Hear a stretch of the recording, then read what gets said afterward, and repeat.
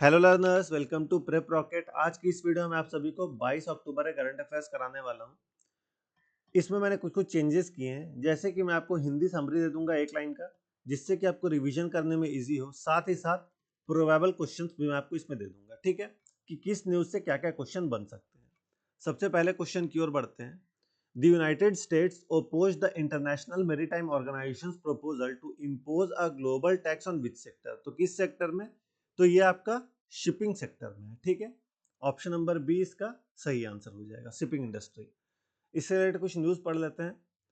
IMO का full form होता है इंटरनेशनल मैरीटाइम ऑर्गेनाइजेशन, ठीक है। ये आईएमओ एक यूएन की एजेंसी है जो इंटरनेशनल शिपिंग और पॉल्यूशन कंट्रोल के लिए रिस्पॉन्सिबल है, ठीक है। रिसेंटली आईएमओ ने प्रपोजल रखा था शिपिंग इंडस्ट्री पर ग्लोबल कार्बन टैक्स लगाया जाए, ठीक है। क्या लगाया जाए? ग्लोबल कार्बन एमिशन टैक्स लगाया जाए। लेकिन यूएस के लीडर जो है डोनाल्ड ट्रंप, जो प्रेसिडेंट है यूएस के, उन्होंने इसका खुल के अपोज किया है, ठीक है। क्या बोला है इन्होंने? कि global green new scam tax. यहाँ पे आप देख सकते हैं global green new scam tax. इसका मतलब यह है कि ग्लोबल टैक्स जो डेवलपिंग कंट्री के लिए नुकसानदायक होगा। यूएस ने वार्निंग दी है कि अगर टैक्स इंप्लीमेंट हुआ तो वीजा रिस्ट्रिक्शन लगाया जाएगा, पोर्ट फीस बढ़ाया जाएगा और सैंक्शन भी लगा सकते हैं उन नेशन पर जो इस टैक्स को सपोर्ट करते हैं, ठीक है। बाकी की फैक्ट देखें तो आईएमओ का फुल फॉर्म होता है इंटरनेशनल मैरीटाइम ऑर्गेनाइजेशन। फाउंड कब हुआ था? 1948 में। यूएस ने क्या बोला इस टैक्स को? यूएस बोला है global green new scam tax, ठीक है। यहाँ पे आप हिंदी समरी देख सकते हैं। एक लाइन में आपका रिवीजन के लिए इजी रहेगा। जब आप रिवीजन करने जाएंगे तो बस इस चीज को पढ़ लेंगे तो आपको पूरा न्यूज आराम से याद आ जाएगा, ठीक है। नेक्स्ट प्रोबेबल एमसीक्यूज की बात करें तो which country oppose the IMO global shipping carbon tax? तो यूएसए होगा इसका answer. The IMO is an agency of which international body? तो यूनाइटेड नेशन का है। किस साल में आईएमओ स्टैब्लिश हुआ था? 1948 में।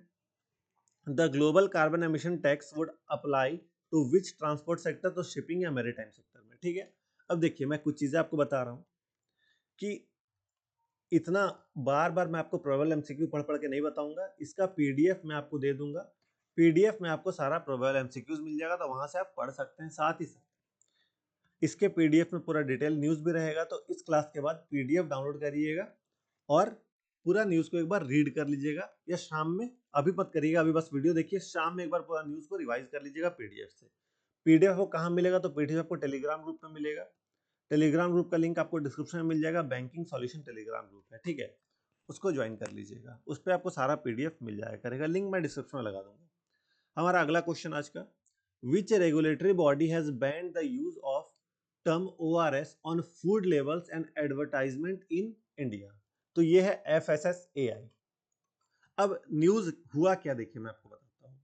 हुआ ये कि एफएसएसएआई ने रिसेंटली बैन लगाया कोई भी फूड प्रोडक्ट या बेवरेज प्रोडक्ट जो अपने लेवल में ओआरएस वर्ड यूज कर रहा है वो नहीं कर सकता है, ठीक है। इस पे बैन लगाया, ओआरएस वर्ड यूज नहीं कर सकते हैं। रीजन यह है कि मार्केट में कुछ कंपनीज अपने एनर्जी ड्रिंक, ग्लूकोज ड्रिंक या इलेक्ट्रोलाइट बेवरेज को ओआरएस जैसा नाम देके बेच रही है, जो लोगों को मिसलीड कर रहा है। और ये मिसलीडिंग थिंग है, जिसके चलते कंज्यूमर को थोड़ा नुकसान भी हो रहा है। तो इसी चीज पे ओआरएस के नाम पे बेच नहीं सकता है कोई भी बेवरेज ब्रांड, यही बताया गया है, ठीक है।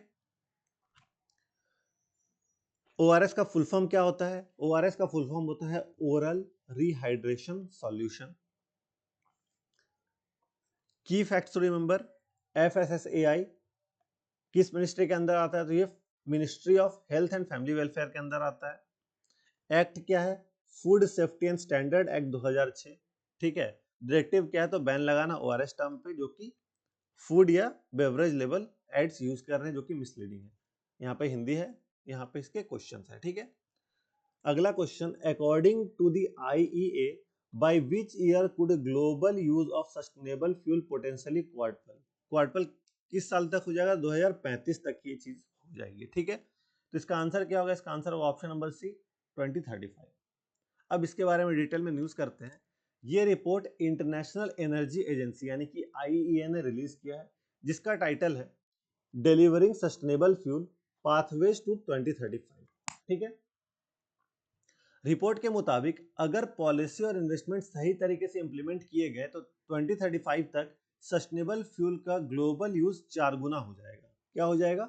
क्वाड्रपल हो जाएगा, 4 गुना हो जाएगा 2035 तक। ठीक है। सस्टेनेबल फ्यूल का मतलब क्या है? सस्टेनेबल फ्यूल में आपका आता है बायोफ्यूल्स, बायोगैसेस, लो एमिशन का hydrogen and hydrogen based synthetic fuels. ठीक है, ये आपके सस्टेनेबल फ्यूल में आते हैं, जो फॉसिल फ्यूल के क्लीन और इको फ्रेंडली अल्टरनेटिव्स हैं। अभी के टाइम पर इनका कंट्रीब्यूशन सिर्फ और सिर्फ 4% है। कितना है? सिर्फ और सिर्फ 4% है। लेकिन 2035 तक ये काफी बढ़ जाएगा। बढ़ के कितना हो जाएगा? तो देखिए, रोड ट्रांसपोर्ट 10% हो जाएगा।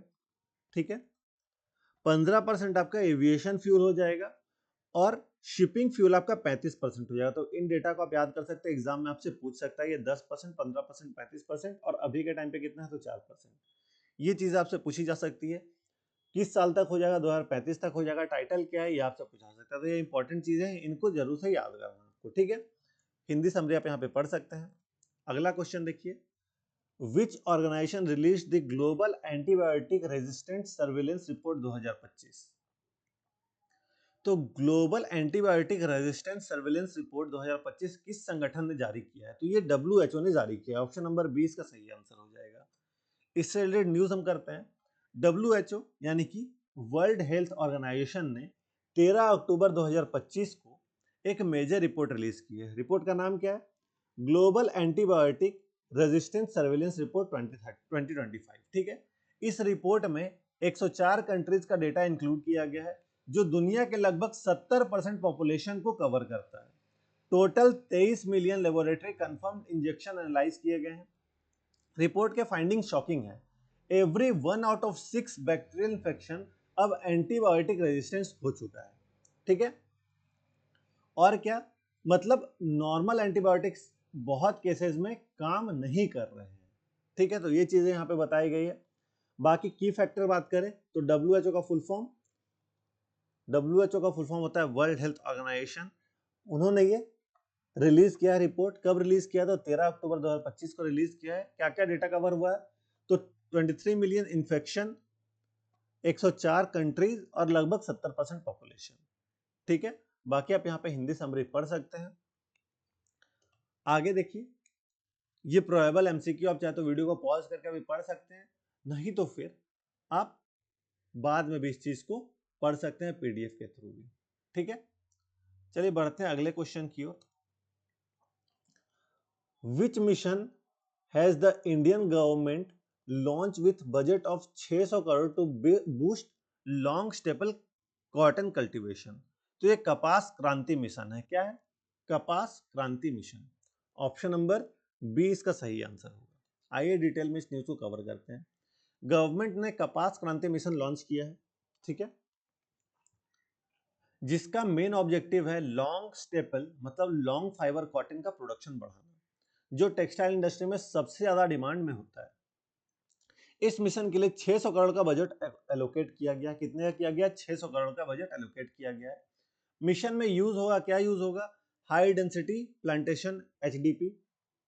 ठीक है, इस टेक्निक का यूज होगा। इसमें 1 एकड़ लैंड में ज्यादा कॉटन प्लांट ग्रो करेंगे, जिससे यील्ड और क्वालिटी दोनों इंप्रूव होती है। ये मॉडल पहले महाराष्ट्र में सक्सेसफुल था। कहां पे? तो महाराष्ट्र में ये सक्सेसफुल था मॉडल। अब इसे तेलंगाना, गुजरात, मध्य प्रदेश, राजस्थान जैसे स्टेट में रेप्लिकेट किया जा रहा है। ठीक है, इसके लिए एक डेडिकेटेड डिजिटल टूल भी है, कपास किसान ऐप। ठीक है, आप चाहे तो इसे इंस्टॉल भी करके देख सकते हैं। कपास किसान ऐप है ये। की फैक्ट क्या रिमेंबर करने का है? मिशन का नाम क्या है? कपास क्रांति मिशन। बजट 600 करोड़। ऑब्जेक्टिव क्या है? High long staple cotton cultivation. कौन सा मेथड यूज किया जा रहा है? तो HDP मेथड यूज किया जा रहा है। डिजिटल टूल का नाम क्या है? कपास किसान ऐप। ठीक है, इससे प्रोबेबल क्वेश्चन भी है। बाकी अगला क्वेश्चन, अगला क्वेश्चन क्या है? Which judicial body directed the submission of detailed pollution report for the Markanda River in Himachal and Haryana? तो इसका आंसर हो जाएगा आपका NGT, नेशनल ग्रीन ट्रिब्यूनल। ठीक है, ऑप्शन नंबर 20 का सही आंसर होगा हिमाचल प्रदेश और हरियाणा में मारकंडा नदी के लिए विस्तृत प्रदूषण रिपोर्ट दाखिल करने का निर्देश किस न्याय संस्थान ने दिया है? तो एनजीटी ने दिया है, नेशनल ग्रीन ट्रिब्यूनल ने दिया है। ठीक है, इससे रिलेटेड न्यूज हम कर लेते हैं। एनजीटी ने ऑर्डर दिया है कि हिमाचल प्रदेश और हरियाणा के pollution control board Markanda river के पॉल्यूशन स्टेट पर डिटेल रिपोर्ट फाइल करें। ठीक है, बाकी ये एक्शन लिया गया है बिकॉज रिवर में इंडस्ट्रियल डिस्चार्ज हो रहा है। क्या हो रहा है? रिवर में इंडस्ट्रियल डिस्चार्ज हो रहा है, इसके लिए कंप्रिहेंसिव रिपोर्ट मांगा गया है। ठीक है, एनजीटी ने कहा है कि सबसे पहले आइडेंटिफाई करो कि कौन से ड्रेन और इंडस्ट्रीज पॉल्यूशन कर रहे हैं और इंश्योर करो कि सीईटीपी मतलब कॉमन एफ्लुएंट ट्रीटमेंट प्लांट और जेडएलडी मतलब zero liquid discharge norms follow हो रहे हैं या नहीं हो रहे हैं। ठीक है, सीईपीटी और जेडएलडी नॉर्म्स ये फॉलो हो रहे हैं या नहीं हो रहे हैं, ये पता करना है। मारकंड रिवर का ओरिजिन कहाँ है? तो मारकंड रिवर का ओरिजिन सिरमौर डिस्ट्रिक्ट हिमाचल प्रदेश में है और हरियाणा में एंटर करके घाघरा रिवर में मिलती है। ठीक है, इसलिए दोनों ज्वाइंट एक्शन लेना जरूरी है। बाकी इशुइंग अथॉरिटी कौन है? एनजीटी है। लोकेशन आप देख सकते हैं यहाँ पे, डिस्ट्रिक्ट यहाँ पे आप देख सकते हैं, ये हिंदी समरी, इसे भी आप पढ़ सकते हैं। ठीक है, एमसीक्यू यहाँ पे आपको दिख रहा होगा, एमसीक्यू भी आप पढ़ सकते हैं। Which international body finalized new global spice standard for large cardamom, vanilla and coriander during its 8th session held in Guwahati? इसका आंसर है कोडेक्स। ठीक है, ऑप्शन नंबर 20 का सही आंसर होगा। यहाँ पे आप डिटेल में न्यूज देख सकते हैं। ये डेवलपमेंट हुआ कहाँ पे? गुवाहाटी असम में। जो कोडेक्स और मतलब CCSCH 8,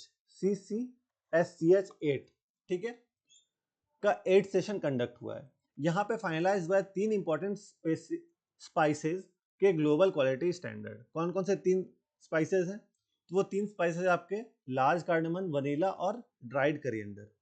ये 3 स्पाइसेस हैं, लार्ज कार्डमन, वनीला और ड्राइड करिएंडर सीड्स। बाकी ये कमेटी जो है ये किसके अंडर आती है? सीएससी के अंडर आती है। और FAO Food and Agriculture Organization और WHO का ज्वाइंट बॉडी है ये। ठीक है, बाकी आप न्यूज को पढ़ सकते हैं, ये उसका की फैक्ट्स है मेमोराइज करने के लिए और ये उसके प्रोबेबल एमसीक्यूज है। ठीक है, अगला question, which initiative launched a pilot bamboo plantation project in Adilabad district of Telangana to support the Kolam tribe, PVTG? तो यह है Green India Challenge. Option number 20 का सही आंसर होगा। यहाँ पे आप डिटेल में इसका न्यूज देख सकते हैं। ये बैम्बू प्लांटेशन प्रोजेक्ट स्टार्ट हुआ है मुलगट्टा 2 विलेज में, जो कहाँ है? आदिलाबाद डिस्ट्रिक्ट तेलंगाना में है। किस इनिशिएटिव के अंडर? तो अंडर ग्रीन इंडिया चैलेंज। ठीक है, ग्रीन इंडिया चैलेंज इनिशिएटिव के अंदर। ठीक है, विलेज का नाम आप यहाँ पे देख सकते हैं जो कि तेलंगाना डिस्ट्रिक्ट में है। ये क्या है? तो इसका मेन फोकस है कोलम ट्राइब को बचाना, जो एक पीवीटीजी मतलब पार्टिकुलरली वनरेबल ट्राइबल ग्रुप है। पीवीटीजी है कौन सा ग्रुप? तो कोलम ट्राइब जो है वो। ठीक है, प्रोजेक्ट के लिए 5 एकड़ लैंड एलोकेट किए गए हैं और ये लैंड एक लोकल फिलेंथ्रोपिस्ट ने डोनेट किया है। बाकी की इनिशिएटिव देखिए, इसका नाम क्या है? Green India challenge, GIC। Location क्या है? मुल्लागट्टा 2 village, Adilabad district Telangana. Target community कौन है? तो कोलम ट्राइब, PVGT। कितना लैंड आपको दिया गया है दान में? तो 5 एकड़ लैंड डोनेट किया गया है। ऑब्जेक्टिव क्या है? बैम्बू प्लांटेशन, लिवलीहुड रिवाइवल और क्राफ्ट सपोर्ट, इकोलॉजिकल रिस्टोरेशन। ठीक है, यहाँ पे प्रोबेबल एमसीक्यू आपको दिख रहे होंगे। आज के लिए बस इतना ही न्यूज था। कैसा लगा ये सेशन? इस तरह से और आपको प्रोबेबल एमसीक्यूज और डिटेल में सारा कुछ दिया जाए या नहीं, हिंदी वाला जो मैं दे रहा हूँ वो कैसा है, कमेंट में सारा कुछ आप बताइएगा। ठीक है, बाकी कोई भी डाउट है आप कमेंट करके पूछ सकते हैं। आपके हर एक डाउट को मैं पढ़ता हूँ, पर रिजॉल्व भी कर दूंगा। और PDF की बात करें तो PDF आपको टेलीग्राम ग्रुप पे मिल जाएगा, लिंक आपको डिस्क्रिप्शन में मिल जाएगा, उस लिंक से ज्वाइन कर लीजिएगा। प्रेप रॉकेट को, हमारे चैनल को आप यहाँ पे क्लिक करके सब्सक्राइब कर सकते हैं। सब्सक्राइब करिए ताकि आपको आने वाले वीडियोस की सारी नोटिफिकेशन मिलती रहे। साथ ही हमारे मेन चैनल को आप सब्सक्राइब कर सकते हैं जो कि बैंकिंग सॉल्यूशन है। यहाँ पे आपको daily targets, reasoning, quant, English सभी कंटेंट प्रोवाइड किए जाते हैं। ठीक है, तो अगर आप बैंकिंग की तैयारी कर रहे हैं तो बैंकिंग सॉल्यूशन को सब्सक्राइब जरूर से कर लीजिएगा। बाकी आपको आपके एग्जाम के लिए all the best. Thank you.